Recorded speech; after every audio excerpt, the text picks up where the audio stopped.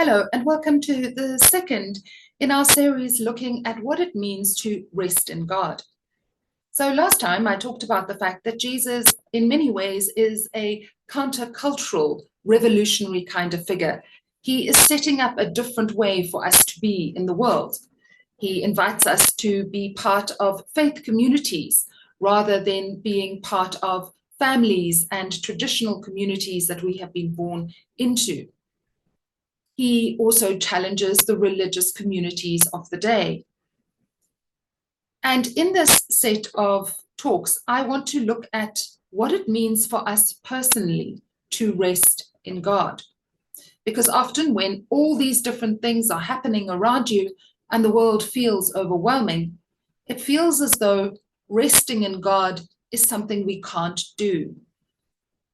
Remember how often Jesus steps away from the disciples, steps away from the crowd, and goes to a quiet place to be with God. It is in that time of being with God that Jesus really finds his rest in God, that Jesus finds his place to be restored. So there are two things in drawing aside to be with God that I think are important.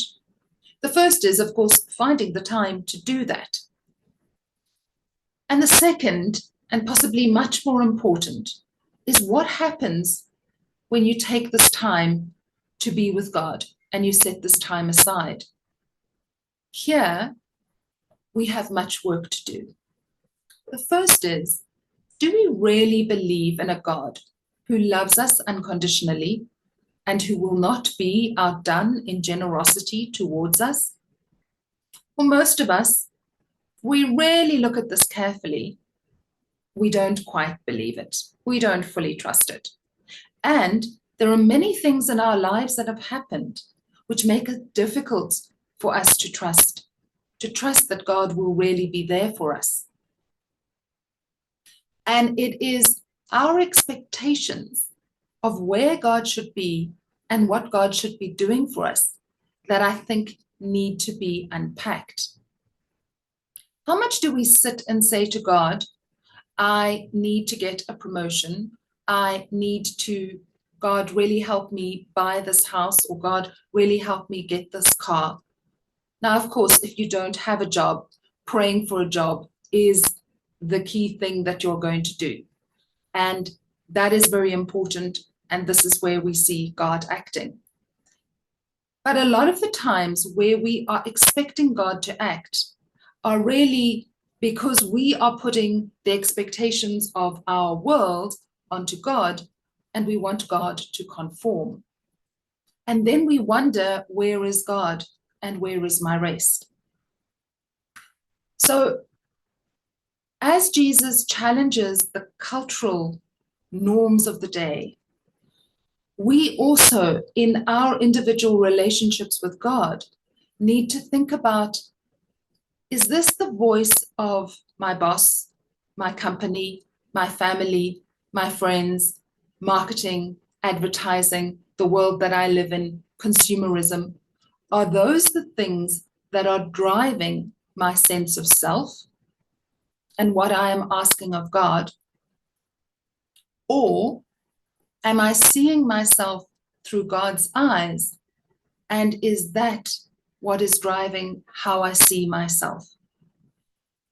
In other words, when you begin to see yourself as one who is deeply loved and as one who is truly cared for, because you see yourself through God's eyes, there is a rest there that is possible, which is not possible when you see yourself through the lens of the world, always looking for and asking for more and more, and never coming to a place of rest.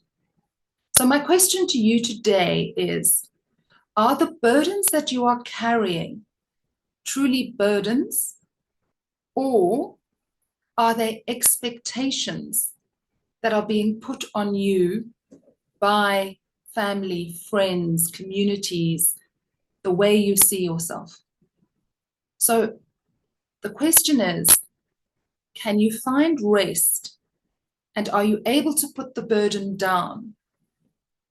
Because you begin to recognize that a lot of your burden is the pressures you are putting on yourself because of all the voices and pressures around you. So I hope that gives you something to think with, and that is a little bit helpful as we try and unpack what it means to truly rest in God. Amen.